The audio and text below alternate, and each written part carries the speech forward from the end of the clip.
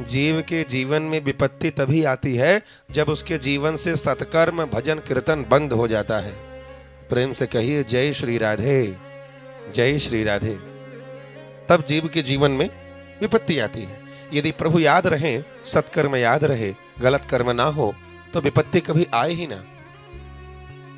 तो श्री नंद बाबा भगवान के नंदोत्सव में इतने आनंद में, क्योंकि झुंड के झुंड गोपियां आ रही हैं, रोज कहीं ना कहीं से बधाइयां आ रही हैं, दिन और रात का गोकुल में पता ही नहीं चल रहा, 24 घंटे उत्सव चल रहा है, दिन भर आना जाना लगा है, खान पान नाच गाना बधाई 24 घंटे चल रही है नंद बाबा के यहाँ।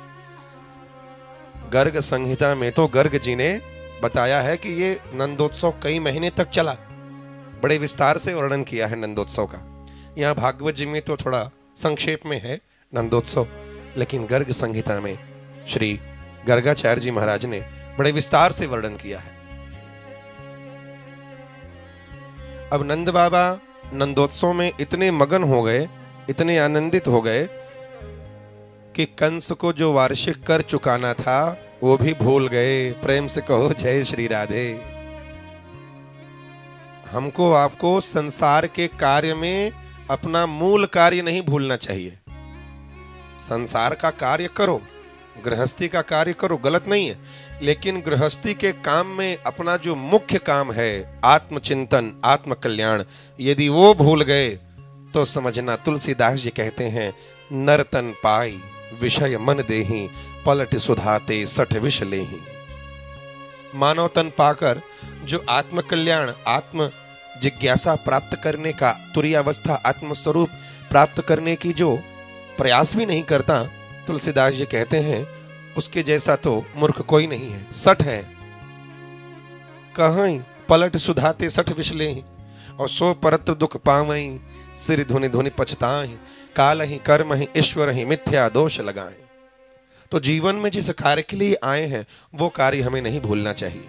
हाँ, पढ़ाई करो, व्यापार करो, नौकरी करो, धंधा करो, खेती बाड़ी, घर गृहस्थी, विवाह सब हो, लेकिन ये सब एक काम भर का काम है, इसको मेन मत बनाओ, मुख्य काम इसको मत बनाओ। संसार के जितने काम है ये मुख्य नहीं है, इसको साइड का काम समझो। पढ़ाई करना साइड का काम, रुपया कमाना साइड का काम, घर परिवार शादी करना, घर गृहस्थी चलाना साइड का काम। मुख्य लक्ष्य क्या होना चाहिए? आत्मस्वरूप की प्राप्ति।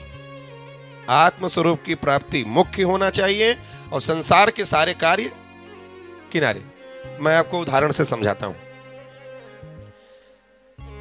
जैसे आप कि किसी रिश्तेदार का घर हनुमना से आधा किलोमीटर बगल में है, उदाहरण समझिए, और आप हनुमना कुछ खरीदने गए हैं, अब बहुत दिन हो गया है रिश्तेदार के यहां, तो धीरे से आधा किलोमीटर उधर भी तका देते हैं। तो रिश्तेदार ये समझता है कि इतने दूर से अलवा खुर्द से हमारे पास आए हैं मिलने, लेकिन आपका मुख्य काम क्या था? खरीदारी करना।